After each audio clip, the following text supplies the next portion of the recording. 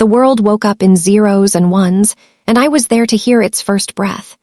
Every morning, while the city was still smudged with the gray ink of dawn, I would slip into the Aetherium building. The silence was a physical presence, soon to be broken by the gentle, rhythmic hum that was the heartbeat of my world, the Genesis core. My keycard clicked in the reader, a soft green light granting me passage. The lobby was a vast, empty cathedral of polished marble, but my true sanctuary lay behind the reinforced glass door of the server room. I pushed it open, and the sound washed over me, a deep, thrumming bass note of cooling fans and spinning discs, a symphony of pure function. The air was cool and dry, carrying the clean scent of ozone and filtered air. This was my home. This was my masterpiece. After 12 years, I could read the Genesis core like a poet reads sonnets. The blinking LEDs on the towering server racks weren't just lights, they were a language. A slow, steady blink from the primary array meant contentment. A frantic, stuttering strobe from a database shard was a cry for help. I knew every whir, every click, every subtle shift in the tenor of the hum. I'd helped build this system from the ground up, from a 20-person startup operating out of a converted warehouse that always smelled of damp and pizza, to the tech mid-tier player Aetherium was today. The core was a complex, beautiful, and terrifying piece of engineering. New management, like the CEO's son who'd recently descended upon us, called it spaghetti code. They saw a tangled, illogical mess. I saw the necessary, elegant chaos of a system that had evolved, that had been patched and optimized and loved into handling 50,000 transactions a second. It was a vintage race car, finicky, temperamental, and utterly magnificent in the hands of the one who understood its soul. And I was its soul. I walked down the main aisle, my fingers trailing lightly over the cool, brushed metal of the racks. This was my morning ritual, a communion with the machine. In 48 hours, my annual bonus would land in my bank account. I could feel the impending weightlessness of it, a liberation I had been working towards for over a decade. 12 years of student loans, finally gone. The down payment for a little house with a garden, a place that was truly mine, finally within reach. It wasn't just money. It was a token, a reward for my loyalty, for the countless nights I'd spent here, my forehead pressed against the cool metal, whispering reassurances to the machine as I debugged a critical failure, my coffee gone cold and forgotten. I settled into my chair, the worn leather conforming to my shape. My workstation was an island of organized chaos in the sterile room, 3 monitors, a mechanical keyboard whose clicks were a familiar percussion, and a framed photo of my team from the early days, all younger, brighter-eyed, but with the same fierce pride. I woke the screens, and the logs began to scroll, a river of data I could read like a novel. And then I saw it, a single anomalous line, a ghost in the machine. Warning process ID 7342, phantom thread detected. Memory allocation 0.004%. It was there for a millisecond, then vanished back into the digital stream. Harmless, a speck of dust on a vast canvas. I made a mental note to hunt it down next week, after the bonus had safely landed, after the high-stakes Omni-Corp merger due diligence was over. Right now, everything was about stability. Nothing could be rocked. Oh, the irony that was about to unfold. The heir to the throne arrived not with a bang, but with a press release and a portfolio of hollow buzzwords. Julian Blackwood entered Aetherium like he was conquering it, a 28-year-old prince with an MBA and the unshakable confidence of a man who had never, ever been told no. His debut was an all-hands meeting in the atrium. He stood beside his father, CEO Arthur Blackwood, a man who beamed with a paternal pride that seemed to blind him to his son's profound emptiness.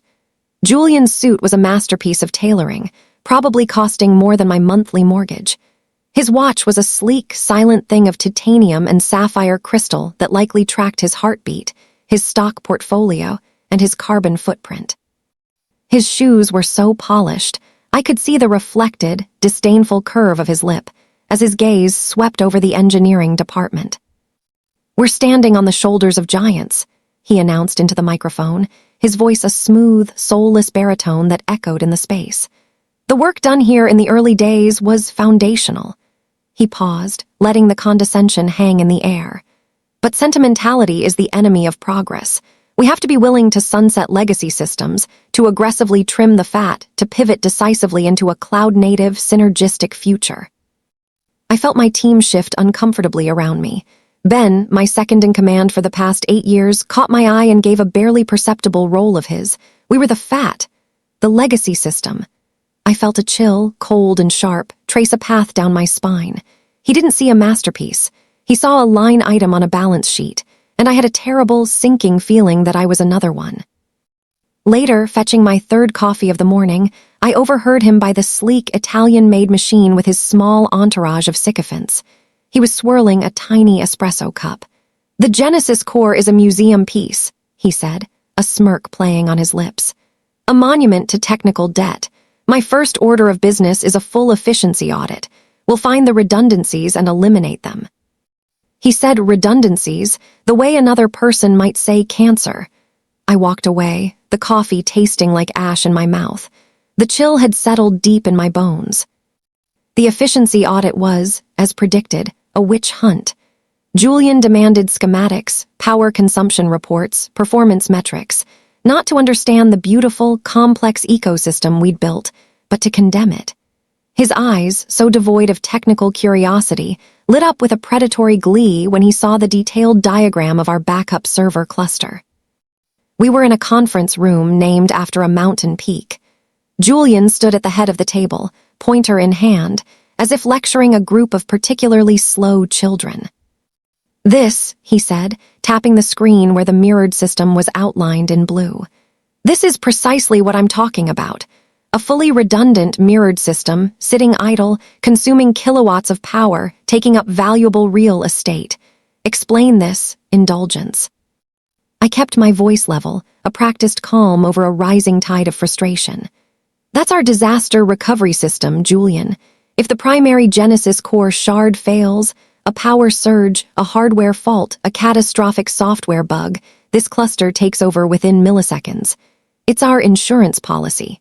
For a company handling financial data, it's not an indulgence, it's a necessity."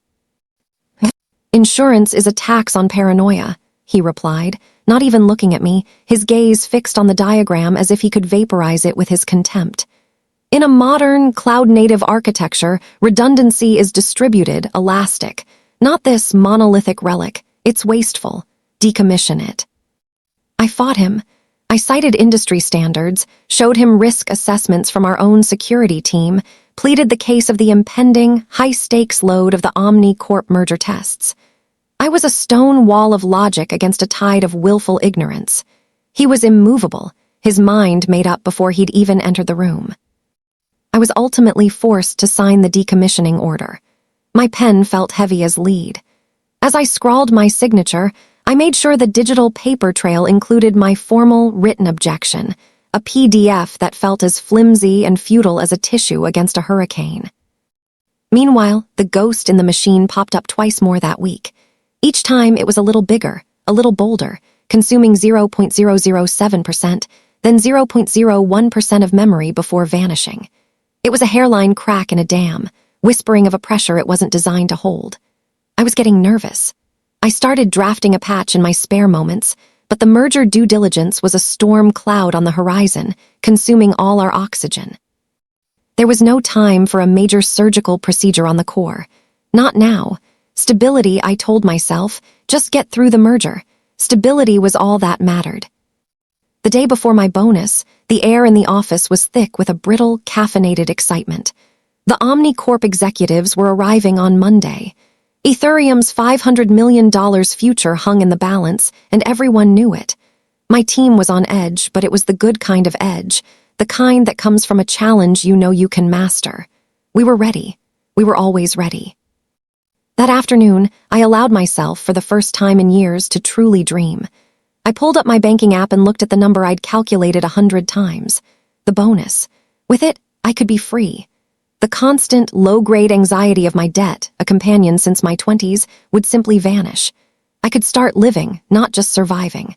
I clicked over to a real estate website and looked at a charming, slightly shabby cottage with a wraparound porch.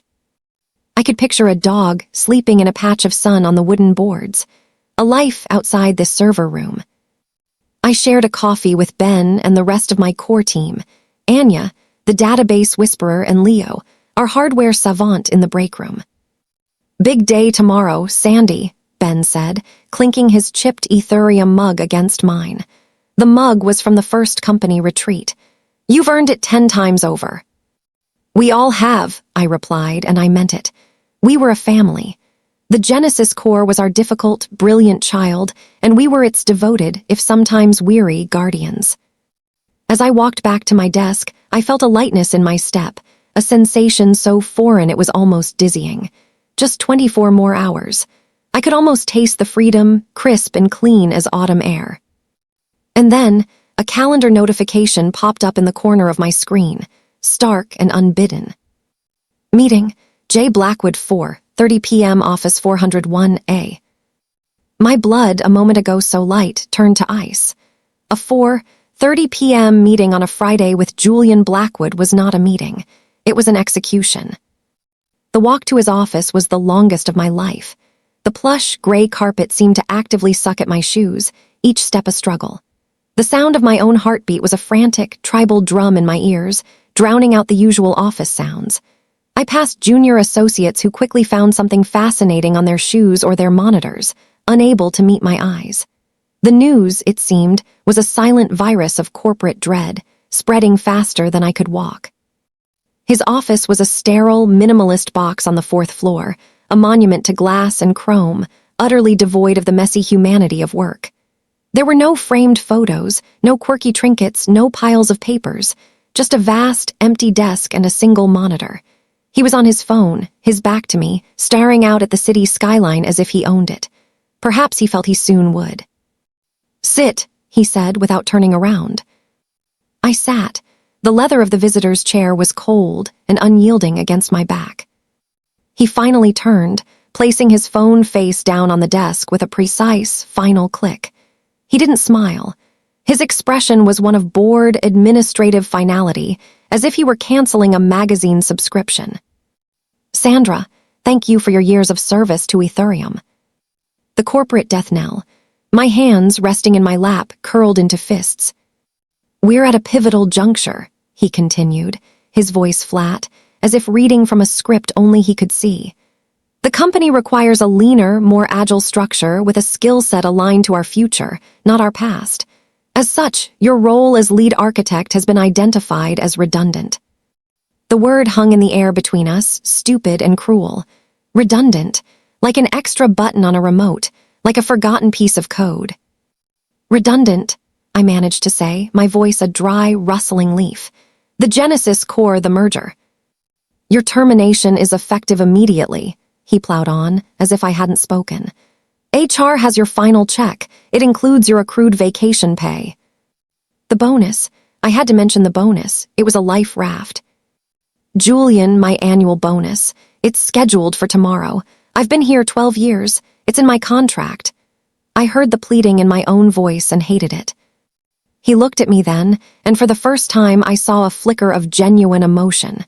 It wasn't pity. It was contempt. "The performance bonus is for employees who are part of Aetherium's future asterisk," he said, each word a carefully aimed dart, piercing the last of my professional composure. "And frankly, Sandra, your attachment to obsolete technology makes you a liability asterisk." The word echoed in the silent, sterile room. It was worse than redundant. It was active, dangerous. My 12 years of love, of sacrifice, of expertise, of nights and weekends given freely, reduced to a single, poisonous word. I was a virus he was scrubbing from his system.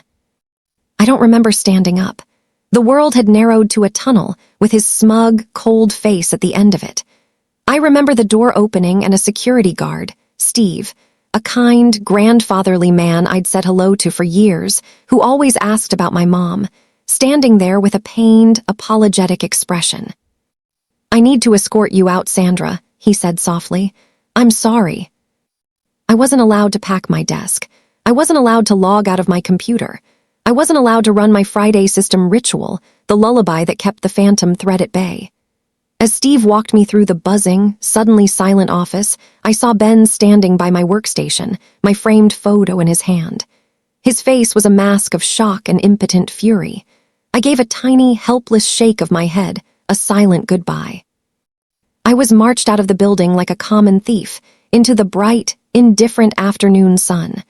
My cathedral, my masterpiece, my life's work, was locked away from me forever. The glass doors slid shut behind me with a final, hissing sigh.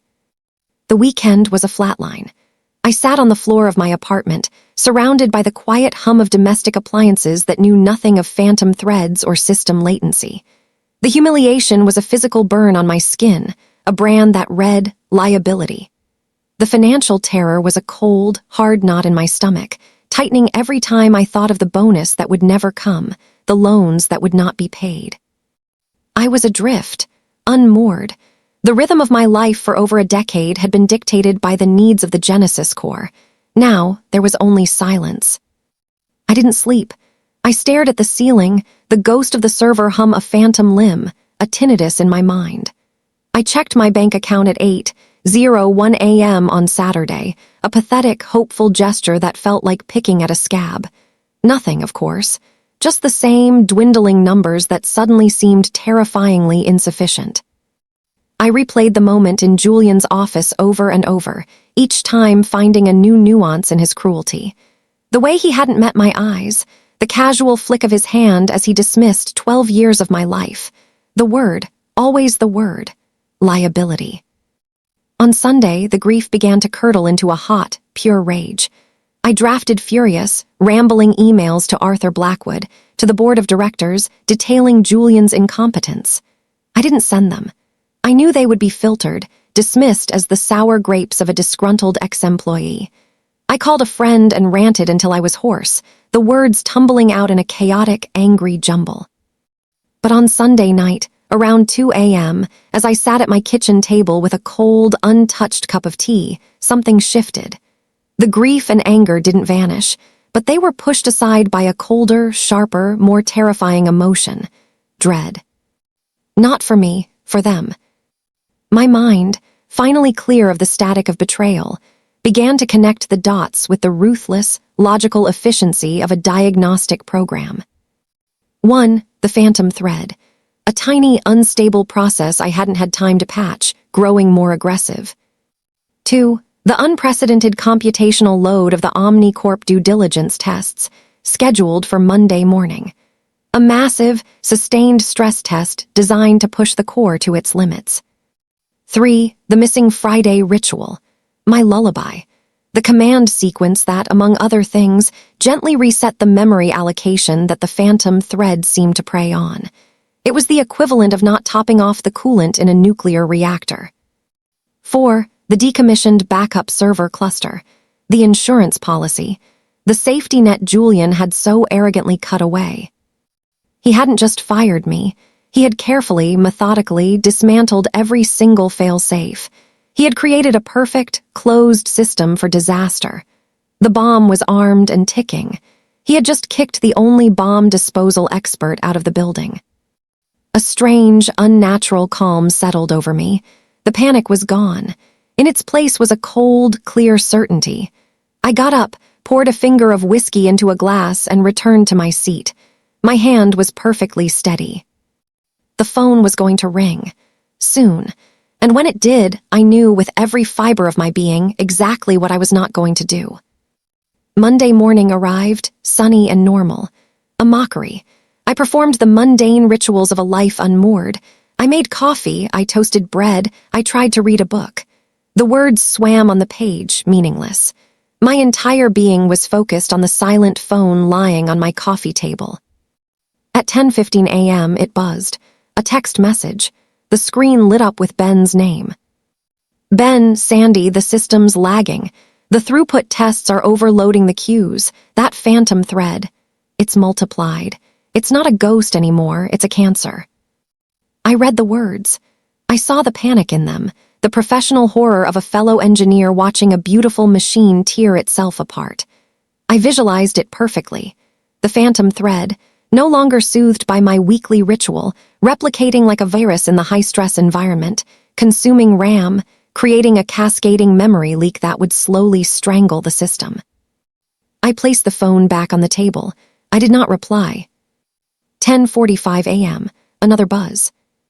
Ben, Julian is screaming. The OmniCorp guys are looking pissed. Latency is at 1500%. Do you remember the root command to force a memory dump? The one you used after the power outage last year. I remembered. It was a complex, dangerous string of code that required precise timing, something I could have typed in my sleep. I closed my eyes. I saw the command prompt in my mind, the blinking cursor, and I let it fade like a dream upon waking. I did not reply. 1:00 p.m. My voicemail lit up. I played it on speaker. It was the VP of Engineering, a man who had always been vaguely intimidated by me.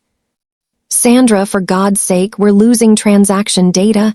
The core is bleeding. The OmniCorp execs are threatening to walk. What did you do? There's always a backdoor with you people. Just tell me the backdoor. We'll make it worth your while.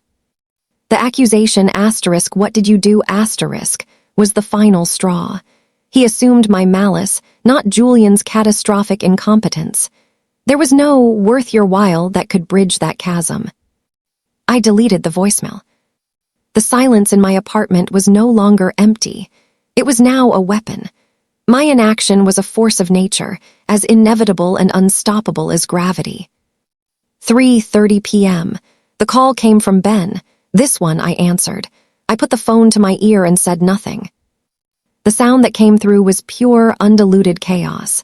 I heard shouting, the frantic, hopeless clatter of keyboards, and Julian's voice, stripped of all its polished arrogance, now high-pitched and shrill, yelling, "Fix it! Just fix it!" Then Ben's voice, close to the receiver, cracked and broken. Sandy, are you there? The primary database shard just failed. It just died. The failover, it's not there. Julian shut it down. The OmniCorp guys, they're just leaving. Sandy, the merger, it's gone. It's all gone. There was a sound like a fist hitting a desk, a sharp cry of pain and frustration. A sob, quickly stifled.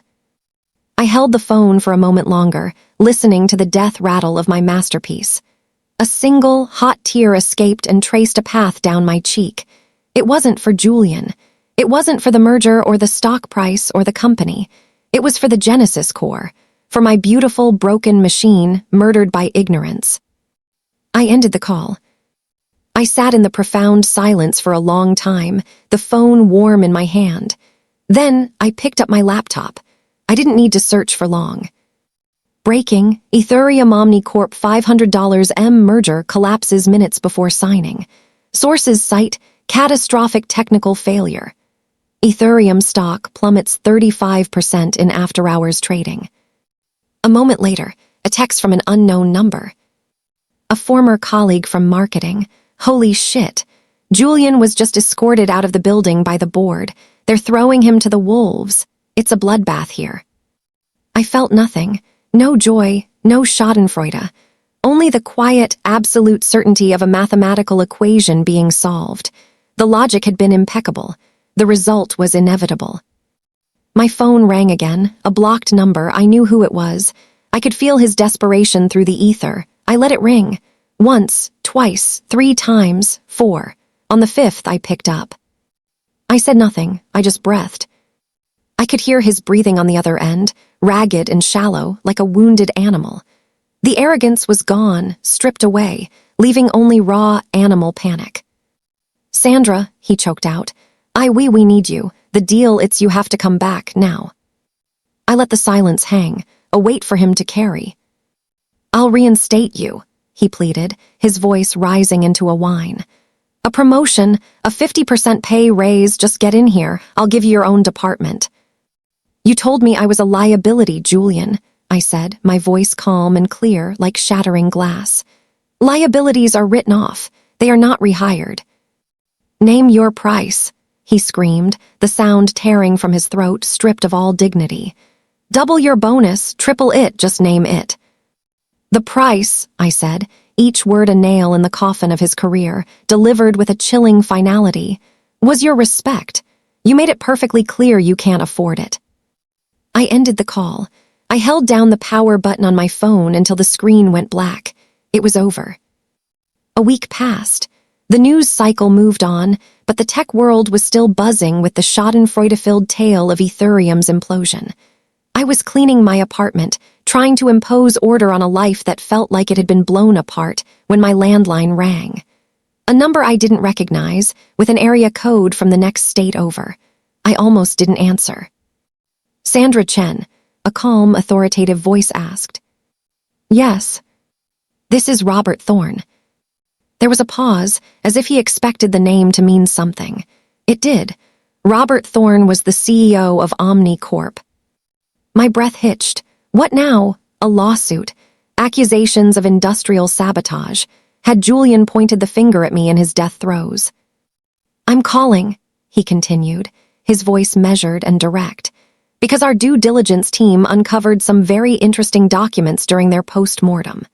Specifically, a formal objection to the decommissioning of a backup server cluster, signed by you, and several internal emails you sent to Mr. Blackwood, warning of system instability under stress without specific, undocumented maintenance protocols. I was silent, waiting for the axe to fall. We didn't pull out just because the system failed, Ms. Chen, he said, and I could almost hear the frown in his voice. We pulled out because the failure revealed a profound, willful ignorance at the highest level of Aetherium's leadership. We saw that the one person who truly understood the value of stability, of foresight, of pure engineering integrity, was treated as disposable. He paused, letting the words sink in. They were a balm, an absolution I hadn't known I needed. We believe in building on solid foundations, he said. We'd like to offer you the position of Chief Systems Architect at Omni Corp. You would report directly to me. Your mandate would be to build our next-generation platform from the ground up. No legacy debt. No arrogant princelings, just pure engineering. The salary is double your Aetherium base, with a signing bonus that I believe adequately compensates for your recent loss. He named a figure. It was more than triple the bonus Julian had stolen from me. I thought of my cathedral in ruins. I thought of the ghost in the machine, finally at peace. I thought of the empty, polished office where Julian Blackwood no longer sat, his career a smoldering crater. I looked out my window at the sunlit street, at the possibility of a future I had thought was lost. Mr. Thorne, I said, a genuine, unstoppable smile spreading across my face for the first time in weeks. I accept. My new office at Omni Corp has a window that looks out on a grove of oak trees.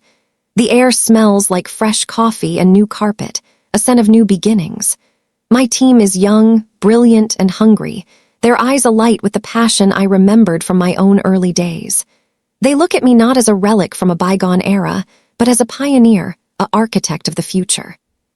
We are building something new, something clean, elegant, and robust, something that is fully documented, its knowledge shared and celebrated, not hoarded like a secret. It is a system built not on the ego of one man, but on the collective intelligence of a team that is respected. I heard through the grapevine that Aetherium is still floundering. Their aggressive modernization plan is a shambles. They've hired 3 different high-priced consulting firms to try and untangle the Genesis core, but without its architect, it remains a black box of broken code, a monument to their folly. They thought they were deleting an obsolete line of code. They forgot that the most critical systems aren't made of silicon and code alone. They are made of knowledge, of care, of respect. They are built on the integrity of their architects. My revenge wasn't a hostile takeover. It wasn't a leaked email or a stolen client. It was simply the natural, logical, and utterly predictable consequence of their own actions. I was the foundation, and when you deliberately set fire to your own foundation, you shouldn't be surprised when the whole house burns down. All I did was refuse to play the firefighter.